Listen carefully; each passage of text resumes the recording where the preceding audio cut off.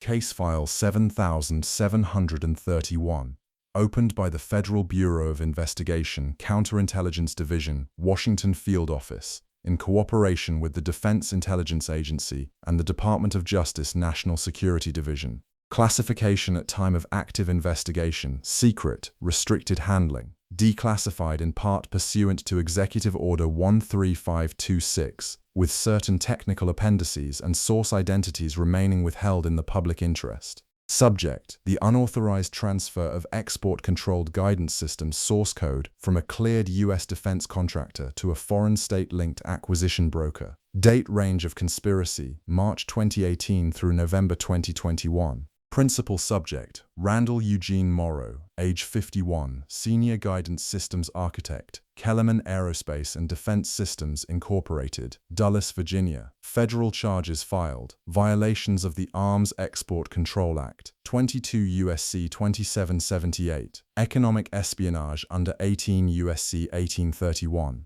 unauthorized computer access under 18 U.S.C. 1030, and conspiracy to defraud the United States. Outcome: conviction on all counts following a non-jury trial. Eastern District of Virginia, February 14, 2023. Sentence: 22 years, federal custody, no parole. What follows is the reconstructed record of how a man with a top-secret clearance, a career built over 2 decades at the precise intersection of American aerospace and national security, and full authorized access to one of the most sensitive software repositories in the U.S., Defense Industrial Base, decided to sell that access, and how, step by patient step, federal investigators traced the exfiltration and closed the net. The company that employed Randall Morrow for 19 years was not a household name, but its products were embedded in systems that touched every branch of the U.S. military. Kellerman Aerospace and Defense Systems operated out of a low-profile campus in Dulles, Virginia, roughly 7 miles from Dulles International Airport. Its exterior unremarkable: beige panels, chain-link perimeter fencing, a modest reception lobby that revealed nothing of what went on beyond the cipher-locked internal doors. The company held contracts worth approximately $2.3 billion with the Department of Defense at the time of the events in this file, concentrated primarily in precision guidance and flight control software for munitions and unmanned aerial platforms. Morrow's specific domain was a guidance system software suite internally designated as the ITAR Lite 7 codebase. This was not a product in any commercial sense. It was a living collection of approximately 1.4 million lines of proprietary source code, algorithms governing inertial navigation, terminal phase target acquisition logic, and the signal processing interfaces between a munitions onboard sensors and its fin control actuators. Portions of ITAR Lite 7 were integrated into at least 3 deployed U.S. weapons programs. The codebase was classified at multiple tiers, with the most sensitive modules controlled under international traffic in arms regulations, meaning no portion could be shared with a foreign national, foreign government, or foreign entity under any circumstances without a specific license from the State Department's Directorate of Defense Trade Controls. Morrow had helped write pieces of that code. He understood its architecture intimately, and, as of March 2018, he had quietly begun the process of transferring pieces of it to a man he knew only as Dmitri. The first federal awareness that something was wrong with Randall Morrow did not come from inside Kellerman Aerospace. It came from a different thread entirely: a counterintelligence tip routed through the FBI's legal attaché office in a Central European city in the spring of 2019. The tip was fragmentary, a reference to an American engineer working in precision guidance who had made contact with a procurement intermediary known to operate on behalf of a foreign state's Defense Acquisition Directorate. The state in question is identified in the classified annexes to this file and withheld from the public record. Open court filings refer to it throughout as Country A. The tip named no specific company, no specific individual, and no specific program. What it did provide was a description of the technical domain: precision guidance, inertial navigation, terminal seekers, and a reference to the intermediary, a man using the alias Dmitri Volkov, a Bulgarian national with documented prior contacts with Country A's Defense Intelligence Services, who had been observed conducting meetings in Vienna and Prague with individuals described as carrying U.S. government contractor credentials. That fragmentary tip was assigned to Special Agent Caroline Reeves of the FBI Washington Field Office, Counterintelligence Division. Reeves had worked economic espionage cases for 11 years. She noted several features of the tip that she would later describe in court as making it operationally credible despite its vagueness. The technical domain was narrow enough to be useful. There were a finite number of cleared contractors working at the specific intersection of inertial navigation and terminal phase guidance. The reference to the intermediary's use of a cover identity and his pattern of meeting contacts in neutral third countries was consistent with established Foreign Intelligence Service tradecraft for what analysts call a technology acquisition operation.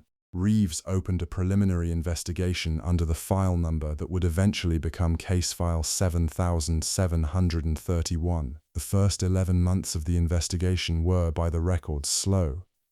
Reeves worked with the Defense Counterintelligence and Security Agency to generate a candidate list of cleared U.S.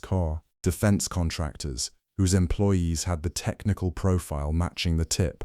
The domain specificity, inertial navigation plus terminal phase guidance plus seeker integration, narrowed the universe considerably. DCSA's database of active clearances, cross-referenced against the technical specialties self-reported by cleared personnel at DoD prime and subcontractor firms, produced a candidate list of approximately 40 names. All were senior engineers or program managers at 9 different firms. Randall Morrow appeared on that list. His clearance record was clean. There were no prior derogatory incidents, no foreign contact reports flagged as anomalous, no financial stress indicators in the most recent periodic re-investigation, which had been completed in 2017. He was, on paper, a model-cleared employee. The investigation paused here for 6 months, while Reeves pursued other leads in the candidate pool. 2 individuals were cleared through defensive briefings.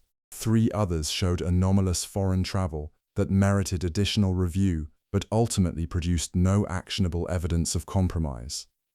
It was not until February 2020 that a second data point redirected attention decisively toward Kellerman Aerospace and, specifically, toward Morrow. That second data point was a badge access anomaly. Every cleared facility operating under DoD contract requirements maintains electronic access logs for all internal spaces rated at classified levels. These logs record time-stamped entries and exits by badge identifier. Under normal operational security parameters, a guidance systems engineer like Morrow would have no reason to access server rooms or network infrastructure spaces outside his primary work area.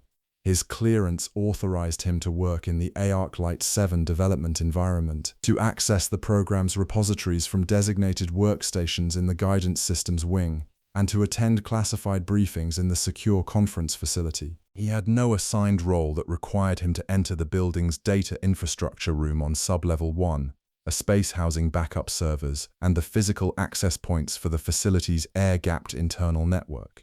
Between March 2018 and October 2019, Kellerman Aerospace's access logs showed Randall Morrow had badged into sublevel 1 on 37 separate occasions. All visits occurred outside normal business hours, evenings, a few early mornings, twice on weekends. None of the visits were reflected in any work orders or maintenance tickets. On the same dates, the facility's logging system recorded no network anomalies, no flagged access attempts to classified repositories, no alerts of any kind. The logs had not been reviewed until Reeves, working with a DCSA technical investigator, requested a retrospective audit of badge access data for all 40 individuals on the candidate list as part of a broader counterintelligence review. When Morrow's pattern appeared, it stood out immediately. The question, at that point, was what he had been doing down there. To answer that question without alerting the subject, the FBI obtained a court-authorized covert search warrant and worked with Kellerman's security officers, who were brought in under strict compartmentation, with no disclosure to Morrow or any of his supervisors, to conduct a forensic examination of sublevel 1 and of the specific server racks nearest to the badge access points Morrow had used. What that examination found, embedded in the physical infrastructure of the air-gapped network's peripheral hardware, was a small commercial USB boot device. the kind sold at any electronics retailer for under $20, that had been magnetically affixed to the interior of a server rack side panel and partially concealed behind a cable run. The device had been wiped, but data recovery specialists from the FBI's cyber division, working in the Bureau's Quantico laboratory, recovered file transfer logs from the device's internal memory allocations. The logs were fragmented, but they established that the device had been used to extract data from workstations connected to Kellerman's air-gapped internal network on at least 11 separate occasions between April 2018 and September 2019. The file types and sizes recovered in fragment form were consistent with source code archives. At this point in the investigation, Reeves had physical evidence of a data exfiltration operation originating inside Kellerman Aerospace, conducted by an unidentified individual using a covert USB device that had been planted on the air-gapped network. She had a candidate whose badge access pattern matched the dates of at least 8 of the 11 confirmed transfer events. What she did not yet have was a direct link from Randall Morrow to the exfiltrated data or to the foreign broker referenced in the original tip. The next phase of the investigation required getting closer to Morrow himself. FBI counterintelligence operations targeting cleared Americans are among the most operationally sensitive investigations the Bureau conducts. The risk of tipping a subject, causing them to cease activity, destroy evidence, or flee requires that surveillance be patient, methodical, and layered. Reeves built a package of overlapping coverage over the following 8 months. Physical surveillance on Morrow began in May 2020. A dedicated surveillance team from the FBI's Special Surveillance Group, plainclothes, rotating personnel, monitored his movements from his townhouse in Sterling, Virginia, to and from the Kellerman campus, and during his off-hours activity. The surveillance was not continuous. The team used pattern-of-life analysis to identify Morrow's routine and concentrated resources on periods of deviation. Morrow's life appeared, on the surface, unremarkable. He drove a 3-year-old Volvo. He had dinner most Tuesdays at a Vietnamese restaurant in Herndon. He jogged on a trail behind his subdivision 3 mornings a week. He attended a church in Leesburg on alternate Sundays. He had been divorced since 2014, lived alone, and maintained an adult daughter in Philadelphia with whom he spoke by phone several times a month. Financial Review, authorized under a separate Foreign Intelligence Surveillance Court order, showed that Morrow's visible finances were consistent with his declared income, a salary of approximately $187,000, modest investment accounts, a mortgage. But embedded in the financial records, accessible only through the deeper analysis authorized by the FISA order, was a pattern of incoming wire transfers that did not fit the picture. Between October 2018 and March 2020, Morrow had received 6 transfers totaling $384,000, all routed through a consulting company registered in Cyprus, ostensibly for software architecture consulting services that Morrow had not declared as outside employment to his security officer, as required by his clearance obligations. The Cyprus company, Aereos Technical Consulting, Limited, was a shell with no employees, no website, and a registered address at a commercial mail forwarding service in Nicosia. When FBI financial investigators traced Aereos backward through the corporate registry and correspondent banking records, they found it had received its operating capital from a second-tier entity registered in Liechtenstein, which in turn received funds from a financial vehicle connected to Country A's state-affiliated procurement apparatus. Morrow had not been consulting. He had been paid. The broker, the man Morrow knew as Dmitri, was, by 2020, fully identified by the counterintelligence community as Dmitri Alexandros Voronov, a Bulgarian national, age 57, with a documented history of technology acquisition activities on behalf of Country A stretching back to the mid-2000s. Voronov had never been arrested, had no pending charges in any jurisdiction, and continued to operate from a base in Vienna with frequent travel to Prague, Sofia, and, notably, several visits to the Washington, D.C. area in 2018 and 2019 that the investigation would later establish corresponded to meetings with Morrow. Voronov was not the kind of figure who appeared in intelligence files as a flamboyant handler. He was described in classified assessments as disciplined, methodical, and highly aware of his legal exposure in Western jurisdictions. He communicated with his American source through a layered protocol that investigators would eventually reconstruct, initial contact through an encrypted messaging application accessed through a virtual private network node in Eastern Europe, with content that was entirely transactional, delivery schedules, payment confirmations, requests for specific technical modules. The messages made no references to countries, governments, or classified programs. They read to anyone encountering them without context, like contractor logistics. Morrow and Voronov had met in person 4 times. The first meeting had taken place in Prague in September 2017, well before the FBI's investigation began, a meeting that, in retrospect, appears to have been the recruitment. Morrow had traveled to Prague on what his personnel file recorded as a private vacation. Airport records, obtained through a mutual legal assistance request, confirmed his travel. Surveillance photographs obtained from a foreign partner service showed Morrow meeting with an individual matching Voronov's physical description at a restaurant in the Mala Strana district on September 14, 2017. The subsequent 3 meetings had all taken place in the United States, twice in Washington, D.C., and once at a hotel in suburban Tysons Corner, Virginia. These were the meetings that the FBI surveillance team sought to document operationally. The operation that would set up Morrow's arrest was built around a controlled contact, an approach that required the FBI to orchestrate a situation in which Morrow would act in a way that was unambiguously criminal, in a setting where agents could observe, document, and, if necessary, intervene. The vehicle for the controlled contact was not a government undercover officer posing as a foreign buyer. It was Voronov himself, operating unknowingly as a tool of the investigation.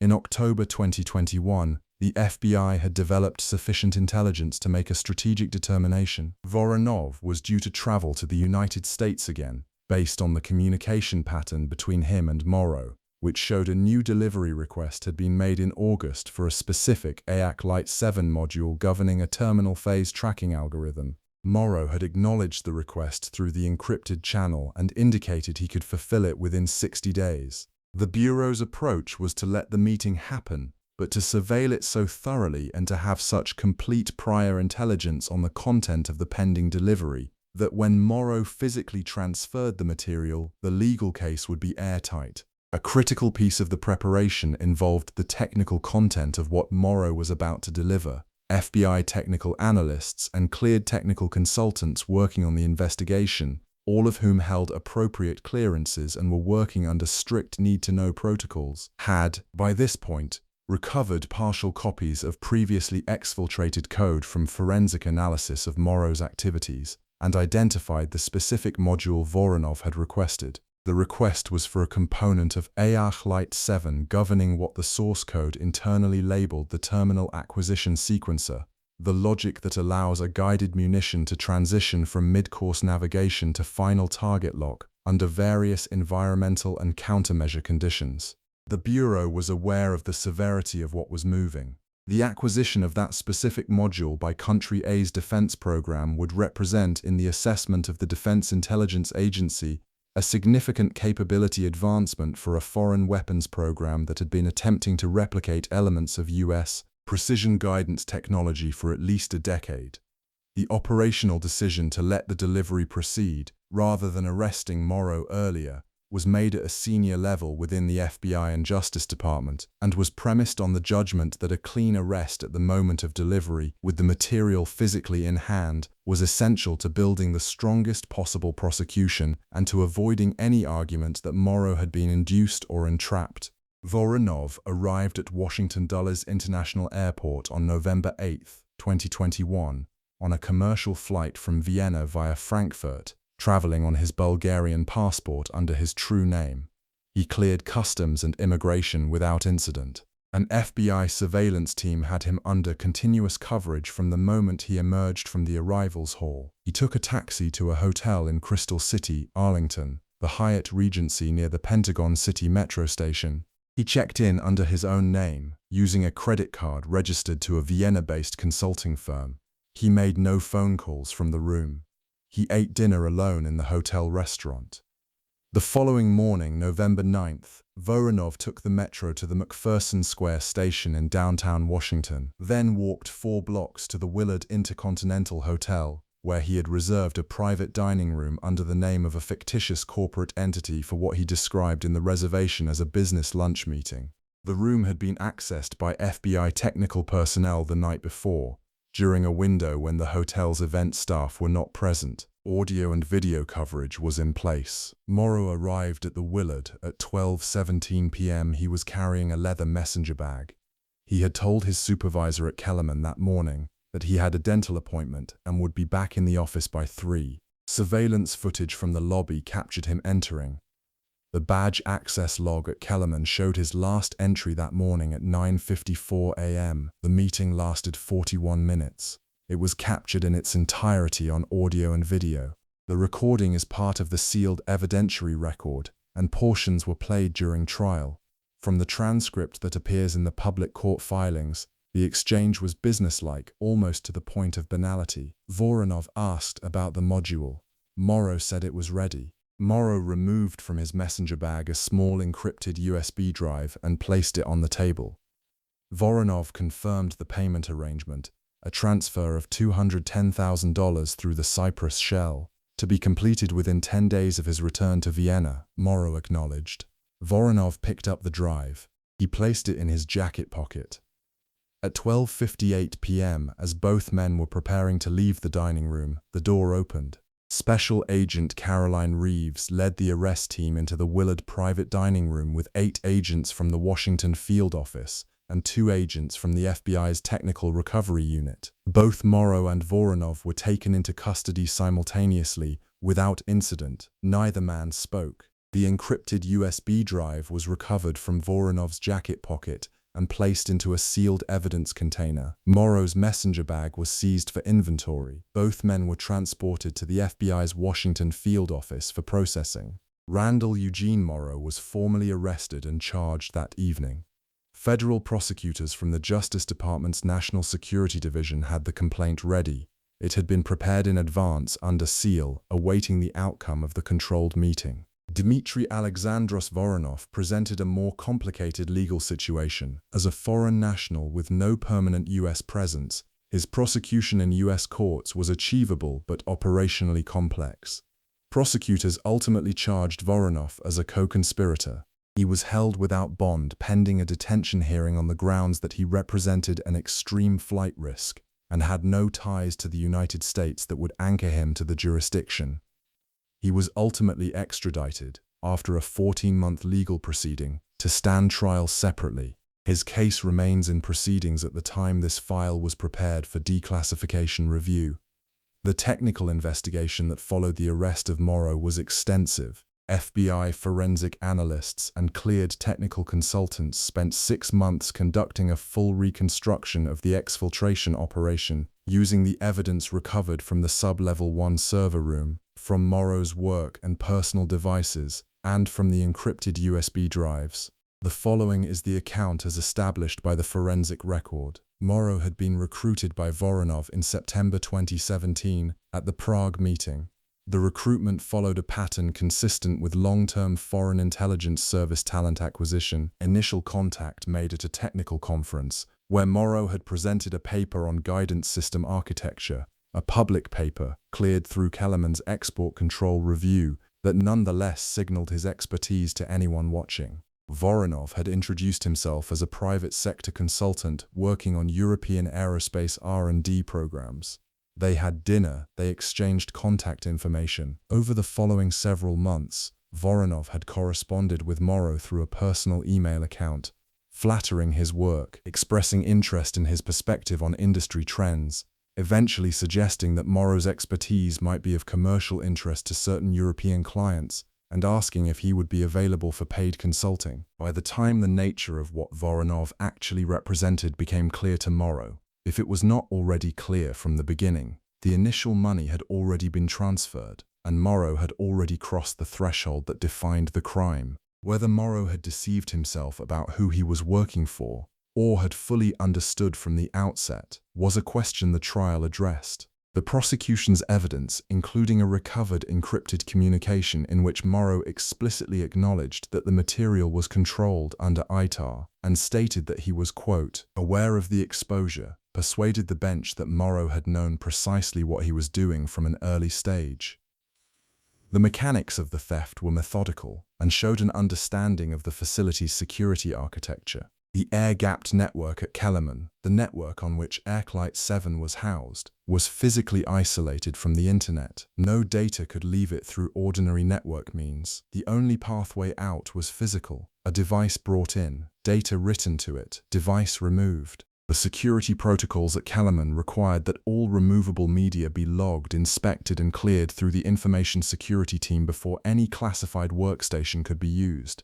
Morrow had not used the standard cleared workstations. Instead, over the course of his sublevel 1 visits, he had exploited a legacy maintenance laptop that was physically connected to the air-gapped network for diagnostic purposes and was located in a rack room that had not been updated with the facility's most recent endpoint protection protocols. This laptop, an aging machine running software that had not been patched in over 2 years because it was not flagged in the facility's routine software update inventory, provided a pathway that circumvented the standard media logging requirements. Morrow had mounted his USB boot device to this machine and transferred files from the Arclight 7 repository during a series of sessions that lasted on average between 20 and 45 minutes each. The file system log recovered from the USB device's residual memory showed that across 11 sessions, Morrow had exfiltrated approximately 340,000 lines of source code representing specific modules of the Arclight 7 system, including the terminal acquisition sequencer that was the subject of Voronov's August 2021 request.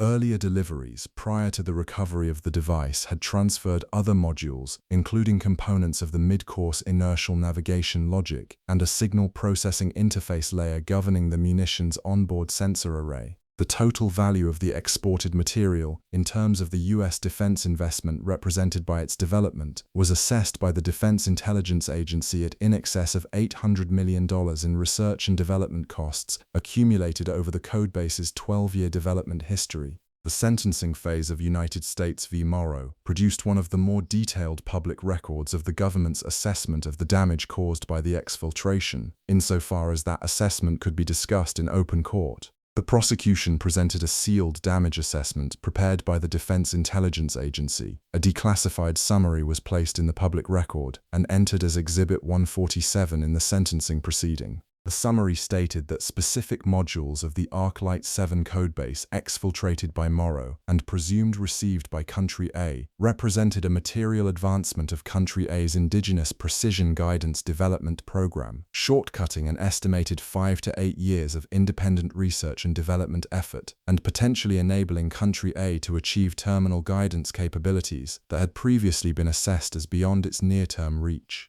The summary further noted that at least 2 of the exfiltrated modules contained algorithmic approaches that were unique to U.S. military guidance development and not available through any open source or commercial channel, meaning that their appearance in Country A's program, if and when that program produced testable hardware, would be directly traceable to the theft. The summary did not describe specific programs or specific foreign weapons systems. It described a class of capability, the ability to guide a munition to a small target under electronic warfare conditions, that the United States had invested heavily in developing, and that, prior to the exfiltration, Country A had been assessed as unable to reliably replicate. The court incorporated the damage assessment into its sentencing analysis. Morrow, through his defense counsel, offered an allocution at sentencing in which he acknowledged the wrongfulness of his conduct, but suggested that his motivation had been in part a form of disillusionment with what he described as the waste and mismanagement he had observed in the defense contracting world over his career. The district court judge, a former federal prosecutor with more than 2 decades on the bench in the Eastern District of Virginia, was not moved. In her sentencing statement, the judge noted that whatever grievances Morrow might have harbored about the defense procurement system, his remedy had been to sell one of its most sensitive products to a foreign state, and that the damage to U.S. national security was not mitigated by the seller's personal dissatisfaction with the buyer's industry. 22 years, Morrow would be 73 years old at the expiration of his sentence. The investigation had proceeded from a fragmentary overseas tip to a conviction in just under 4 years. That span was considered relatively rapid for a counterintelligence case of this complexity. Several factors contributed to the speed of the resolution. The badge access anomaly was recoverable only because Kellerman's internal security team had maintained sufficiently granular access logs, and because the FBI had the standing to request a retroactive audit under the terms of a counterintelligence review. In many cleared facilities, access logs are retained for shorter periods or at lower granularity. The technical investigation's ability to recover file transfer records from the wiped USB device depended on the particular way the device had been formatted. A low-level wipe would have destroyed the residual allocation data from which the FBI's forensic team reconstructed the exfiltration events. The device had been formatted quickly, apparently by Morrow, using a standard operating system utility that did not overwrite the underlying sectors. That choice, either of carelessness or of misplaced confidence in the completeness of the wipe, was among the more consequential errors Morrow made. The financial thread, the Cyprus shell company, the Liechtenstein vehicle, the connection to country A's procurement apparatus, was traceable only because the FBI had the authority of a FISA order to pursue it. The flows had been structured to resist ordinary law enforcement financial inquiry. Correspondent banking records from the jurisdictions involved were obtainable only through intelligence community channels available to a counterintelligence investigation, not through a standard criminal financial subpoena. The legal architecture of the case, the combination of criminal authority and counterintelligence tools, was what made it viable, and the controlled meeting at the Willard InterContinental was, in the judgment of prosecutors and the trial court, the evidentiary capstone that made every element of the case airtight. Morrow's defense had no viable response to 41 minutes of high-resolution audio and video showing him handing an encrypted drive, containing material whose presence on that drive was established by the forensic record, to a foreign acquisition broker in exchange for a confirmed payment arrangement. Case file 7731 is cited in subsequent DoD security policy revisions as the case that drove a re-examination of legacy maintenance device protocols at cleared facilities. Within 18 months of the Morrow arrest, DCSA had issued new guidance requiring that all devices with physical access to air-gapped classified networks, including maintenance laptops, diagnostic terminals, and similar infrastructure equipment, be incorporated into standard endpoint protection, logging, and audit regimes regardless of their age or operational status. The guidance further required that cleared facilities conduct periodic physical surveys of all network-connected hardware spaces to detect unauthorized media that might have been affixed to or installed in rack infrastructure. The vulnerability Morrow had exploited was not unique to Kellerman Aerospace. DCSA's remediation review conducted in the aftermath of the case identified similar legacy device blind spots at 11 other cleared facilities in the Washington and Northern Virginia corridor. None of those facilities showed evidence of active compromise, but the systemic gap, older diagnostic hardware connected to classified networks but exempted from the security regimes applied to standard workstations, was recognized as a category of vulnerability that had not been adequately addressed in prior security architecture reviews. The Arms Export Control Act and economic espionage statutes under which Morrow was charged carry maximum terms of 20 and 15 years respectively. The judge's sentence of 22 years reflected the court's application of enhanced conspiracy provisions and the specific finding of substantial damage to U.S. national security. The sentence was among the longest imposed in a technology theft espionage case in the Eastern District of Virginia in the preceding decade, in a district that handles a substantial proportion of the nation's national security prosecutions. The final pages of the operational file on case file 7731 turn on the question of what Kellerman Aerospace did not know, and for how long it did not know it. The company's internal security program was, by the standards accessible at the time, compliant with applicable DoD contractor security requirements. The facility passed its most recent Defense Security Service inspection, conducted in 2019, with no major findings. Morrow's periodic reinvestigation had found nothing to disqualify his clearance. The legacy laptop in sublevel 1 had not appeared on any watch list because no one had thought to create a watch list for that category of device. Kellerman's security director, who was brought into the investigation under strict compartmentation in late 2020 and remained a key liaison to the investigation through the arrest, gave a statement to the Senate Armed Services Committee in closed session in the aftermath of the case. The unclassified summary of that testimony included in the committee's annual report noted that the security director had described the discovery of the exfiltration as a, quote, fundamental reckoning for a program that believed it had closed the obvious vulnerabilities. The obvious ones had been closed.